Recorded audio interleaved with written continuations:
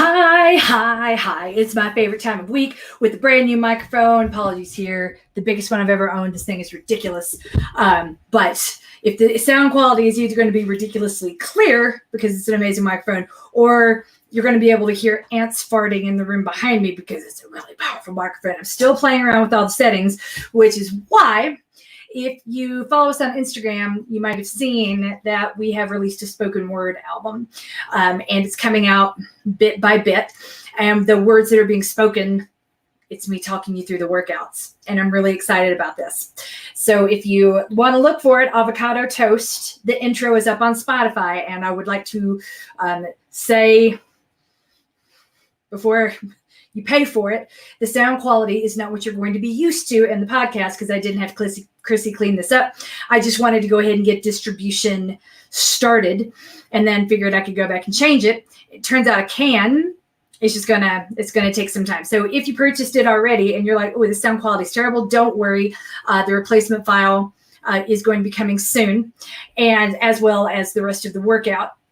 And you'll be able, and then we'll be sharing the link to the complete Spotify playlist where on a day when you're doing a 30-minute avocado toast, you'll have me talking you through every leg of the workout without having to remember when to hit the button on your watch or having to remember what the workout is. And this is something I've been really excited to roll out for a while. We've been looking at different ways to do it. Initially, I've been thinking of doing it through an app because I have some runners, as you might remember, who are totals, category B1 runners, which means that they are totally blind, unable to differentiate light and dark. They are completely blind, no shadows. So with that, and it's really hard to navigate Training Peaks, Facebook, or any of the other things that we sort of take for granted when you are totally blind. The applications that help you navigate anything that relies on advertisements can be incredibly laborious, and it's a small population, so they're usually overlooked. I said I'd rather do nothing than do anything that continues to leave out these clients who you guys have not yet been able to interact with because Facebook's laborious, as I said. So even trying to go into the group to make a comment is too much. We have other ways of communicating. We do that.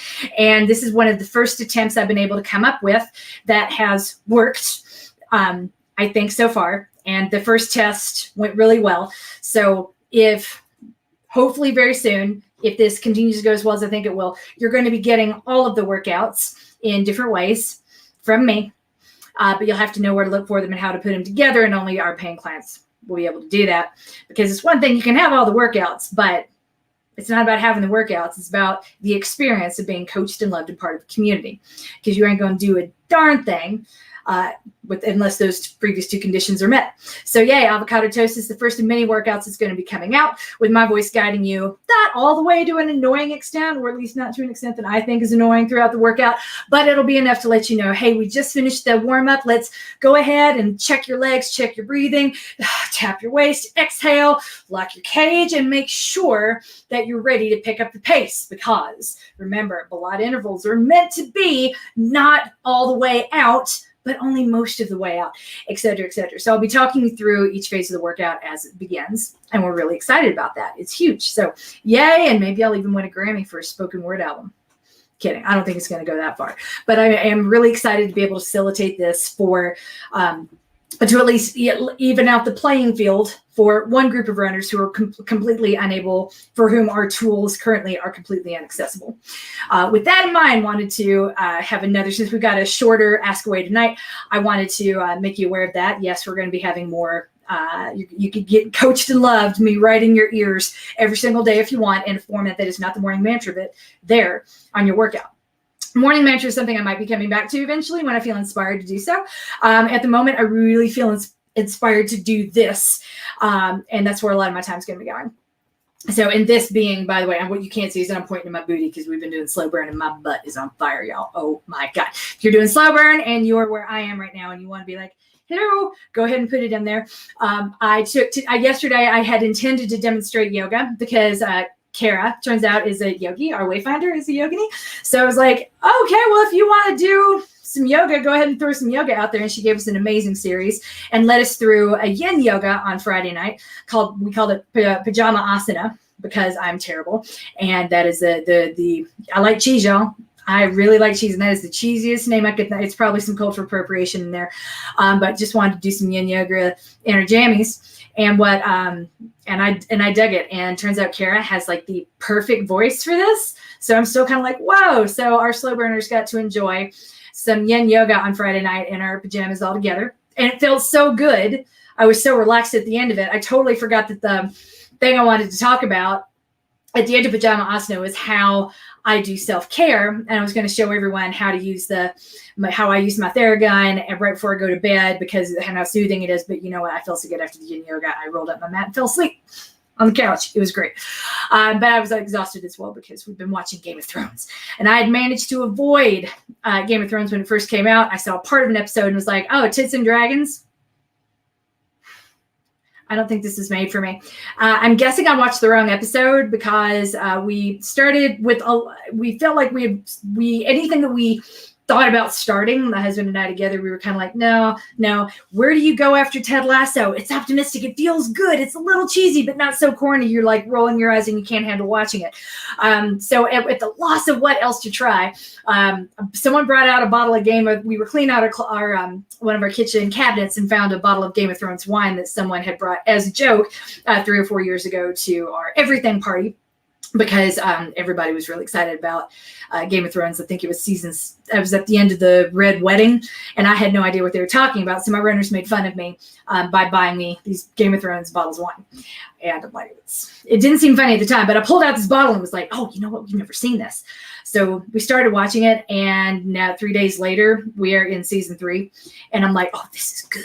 We're all about it. So that's what we've been doing this week. So my self-care has been Game of Thrones, Theragun. It's Sunday. I hope no matter what you did, it was relaxing and much more soothing than anything the Lannisters have to do to get through their day. Wow. With that in mind, one more deep thought before I go into the questions. And like I said, we don't have that many this week. The biggest question that I've been seeing over and over, now that so many vaccines and vaccinations are so visible on Facebook, is how is this going to impact the fall? And nothing that I've said so far, none of my outlooks have changed. There will be no big races. The big races will be having, like New York City Marathon, we'll find a way to have the elite event because you could socially distance to a certain degree, an elite event. And the main event, which is us, the non-elite runners, there's just no way to do that. They're not going to be able to get reinsurance capacity. If they can't get reinsurance capacity, they cannot get event insurance. And if they can't get event insurance, they're not going to have an event. So no, I don't even think Boston's going to be happening in the fall. I think that I've had this conversation before on the blog where I talk about we don't have a league in the running industry. So the running industry is this big amorphous thing. It's not like the NFL or the NBA where it's a league where everything's tied together.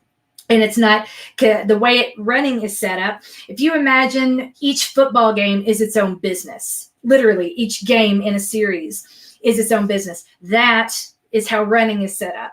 Each event is its own business. And the few efforts to try to change that have been rejected really hard by runners. So if you think about rock and roll and that marathon series, that was an attempt to offset the risk and streamline something that people push back really hard against. So at the moment, we don't have anything similar to a league and nothing like that on the horizon. So in lieu of that, you've got a whole bunch of small businesses that wouldn't exist if they don't have this yearly event who want to keep their title sponsors and want to keep the money coming in and want to keep their jobs. So you might hear a lot more about events happening, but they're not going to be happening in a normal way by any stretch. The soonest, maybe if we were really lucky, the fall of 2022.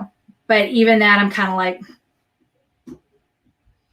so you might be able to race this year. You might be able to find small local races. And if you really want to wet your whistle, and that is the thing you want to do, I say go for it and do it. But if the only thing that motivates you are gigantic races that are televised and it's got to be an experience that you want to travel to, I'd say it's probably the likelihood of that happening in 2021 is pretty low, next to none. But you can still find all kinds of like really good things to do and ways to spend your time. And if not, come talk to me and we'll talk it out, because God knows one thing you can do is talk all day long about how much I love running and how everything I love about running, none of it has anything to do with racing. But if that is all you know, that's great. I would love to help expand your worldview. With that said, let's moving on to the weekly wins. In Maintain, Nicole Wood made it through a harrowing Friday workout due to a broken dog leash. She managed to get back to her house with a combination of carrying her dog on ice and jogging while holding the collar. I saw that in her Instagram story. We shared it. That was horrifying. I'm so glad that you and your dog are okay. That's terrifying. Coach Nikia's first real pair of running shoes is going to be put in a museum. She says, long story short, my shoes will be featured in an exhibit about Richmond's green spaces and sports culture. Ironically, it's down the street from where I'm featured in a mural. So that's not a joke. I thought she was making a reference to how old her shoes are. If you follow us on Instagram at Fitness Protection LLC, I took a snapshot of my shoes, which I had forgotten how old they were. But I had a run and my knees didn't feel good afterwards. And I'm like, wonder what's going on. So I was thinking it was my glutes because that's my default, that the problem is me. And then as I'm putting my shoes down, I'm clapping the bottom to get the snow off. I look and I'm like, oh, the problem's right here is that my shoe is smooth. Took a picture, sent it to Kia. I was like, think maybe I need new shoes. So I assumed here that her reference to a museum was about how old her shoes are. And I'm like, my shoes belong in a museum because I think they might have been made back in, the 90s, quite possibly. Hello. Thanks for joining us. Katie Fry over in Slow Burn did her first set of Balat intervals and she lived. Slow Burn, not everyone is, most people I think in Slow Burn are not doing the runs. I'm not doing the runs. I'm running, but I'm not doing these runs as prescribed. I'm here for the strength and I'm here for the yoga and I'm here for a whole bunch of other stuff, but I'm not really doing the runs as written at all. And I've been very open and upfront about that. So I'm excited for those who are. Way to go, Katie Fry. Balads are hard, but they're not the type of hard that we're used to thinking of, like, oh my gosh, that hurts. It doesn't hurt at all, which is why we call it slow burn. Instead of having really hard workouts, we just have minimally, just hard enough. That goes up over time. Yeehaw. So proud of you, Katie Fry. I hope you're still feeling good. I can't wait to see what you have to say tomorrow. Now for the questions in Rebuild. Hi, Coach. I've managed 3 slow burn strength sessions, and I'm not sure what to do about Thursday and Friday strength. Coach MK, should I make them up or jump in on time Monday? We never make up workouts. Never, ever, ever. These were designed, again, to build up over time. So this is how I feel about it. This is what I would do. Take a look. Very little of what we do is intentionally arm heavy. Everything that we do is contingent upon using your body's weight as resistance. So if you look and you're like, I think, I haven't really used my shoulders lately. I would like to do plank day. Awesome. Go ahead and throw in plank day, but don't worry about Thursday and Friday and trying to do that together on Monday, because that's going to lead to burning out when we need to be heating, just as things are starting to heat up. So the first week is about recruiting and activating all the muscles, the little bitty muscles, the isometric exercises that target these muscles that facilitate bigger muscles or assist bigger muscles, but don't do a whole lot on their own. It's kind of like when you get fatigued in a race and you just can't stand up straight anymore. Yeah, those are the big muscle groups pooping out because they've been overcompensating for smaller muscles that have not been touched in a really long time. Slow burn touches all those muscles. So if I were you, I would look at Thursday and look at Friday and say, do I really want to do these? And if there's one that's super appealing, just do that one and I do it today. I do it after this. Not try to do it on Monday. And if you don't do it today, if you feel really motivated to do it on Monday after you do the Monday circuit, cool. But if not, that's fine too. I don't believe in making up runs and I don't believe in making up strength. I just sort of take each day as it comes. That way, I don't like the feeling of being behind. As an adult with ADHD, a big key to my mental health management is avoiding any sort of scenario or any sort of setup where I could feel behind, because that brings on so much anxiety. So I would be like, there are no rules, right? The biggest rule is like, you don't have to do more, but I know so many of us have been trained to stay in the cycle of feeling behind, and that's giving an arbitrary set of rules and an arbitrary person power over us. And does it improve the outcome at all? No, it just brings on a whole lot of anxiety, I would say.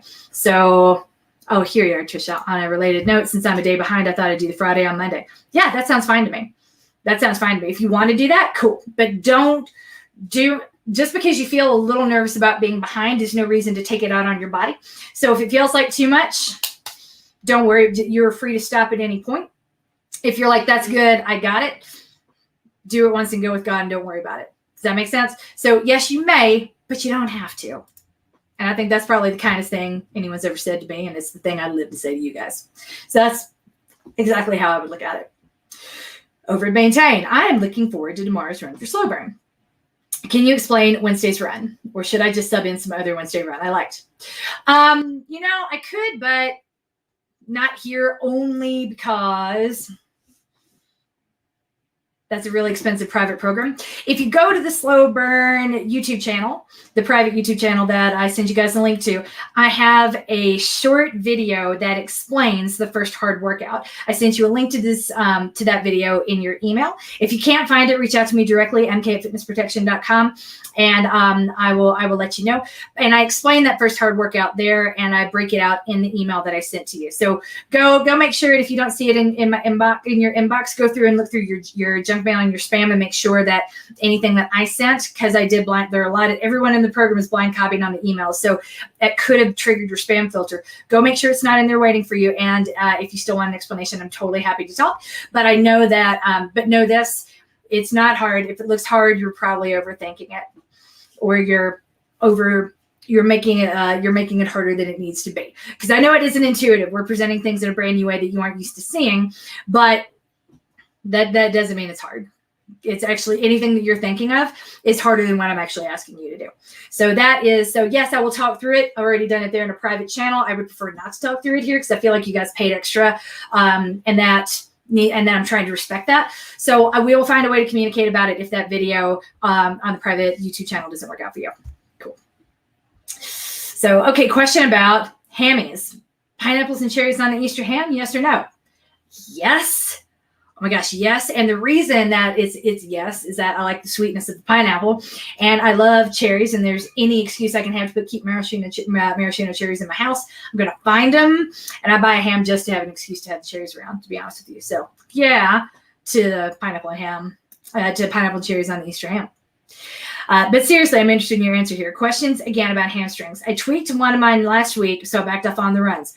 Oh, gee, would that have been when you went so hard on that race there? I'm guessing this is Dan. I tweaked one of my fellows last week, so I backed off. It's recovering nicely. I'm fortunate enough to have access to a Peloton, so I'm wondering if biking is easier on my hammies than running. Not the way most people do it, no, to be honest with you. While trying to recover, I don't want to push myself too much, but I'm so in tune right now that I don't want to lose where I am at fitness-wise.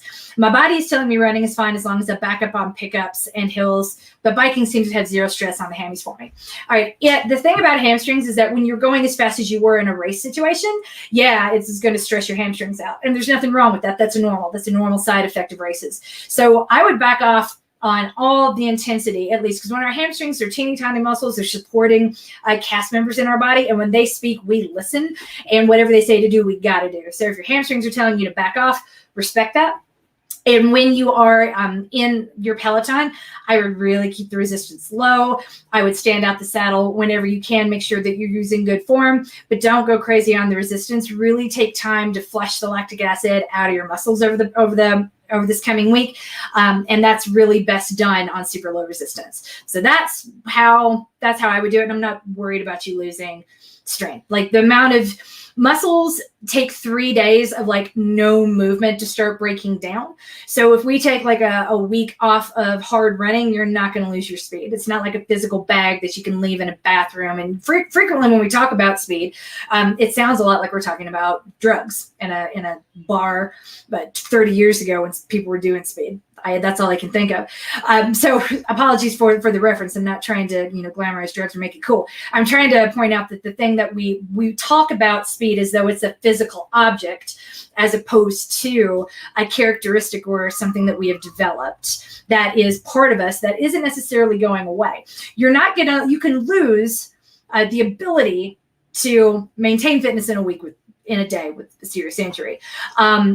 But anything that you lose over backing off for 2 weeks to heal the hamstring, we can get back really easily. It's not going to be gone for long, let alone forever. Whereas if we burn your hamstrings out, we could be looking at months and months of jumping back in, 2 steps forward, 2 steps back over and over again.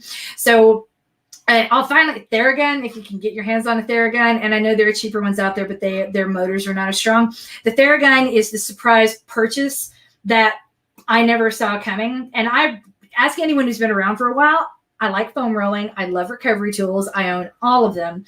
And now that I have a Theragun, I truly need none of them. It's that good. And you can reach your hamstrings with it. And I wouldn't, there is such a thing as too much Theragun, but if you can afford the Theragun Elite, and if you are a nurse or a student or a veteran, then you can get a really hefty discount on a Theragun. So go look that up, and I say jump in and grab that. It's worth it. Theraguns are amazing. And that's probably going to be one of the best things that you can do for your hamstrings, other than backing off completely and not worrying about it. Like, of course, they're sore. You just raced, dude. It's all good. Took 6 months to recover from hamstring tear. Yeah, we don't really want to push it to the point of tearing. It's never going to be the same. The integrity of the muscle, once torn, will never be what it was before. Kind of like if you have a glass and you break it, you can fix it, but it will never be exactly the way that it was. So rather than, treating your body like it's made of glass, what I would say is that when hamstrings speak, we listen and really let them guide the way through your recovery. No hard, you can get on the Peloton, but no hard speed work and at all on the Peloton. And if you feel anything, just stop whatever it is that you're doing at that point in time. And if you want to make up the difference with a little extra strength, again, make sure that strength that you're doing does not in any way stress your hamstrings out, because you'd be surprised. If anything, if you want to pull out the BOSU ball, I can give you some modifications of the things that we've been doing. And one of my favorite series that I developed several years ago called Where's My Waist? And I've been bringing it back out because right now I have no core strength, very little core strength. And Where's My Waist was meant to re-engage my core. And if you want to it can be done with a squish ball or a BOSU ball, a couple of different options. So if that sounds appealing to you during this period of rehab, I will reach out to me and we will get you through it. I hope you find your waist, your booty, and everything else. You'll come out of this stronger and ahead. All right. So that is everything we have for the night. You are coached. You are loved. Keep winning it the week ahead. And if you don't see the single or the Spotify playlist yet, again, don't worry about it. I will be emailing it to the entire mailing list as soon as it's ready to go, as soon as the sound quality is where I want it to be. If you've already made a purchase and you're like, the sound quality sucks, rather than ask for a refund, I would ask you to just hold on. We're going to be replacing the file, and then you'll have a new one to download very, very soon. Okay. Have a good week, everybody.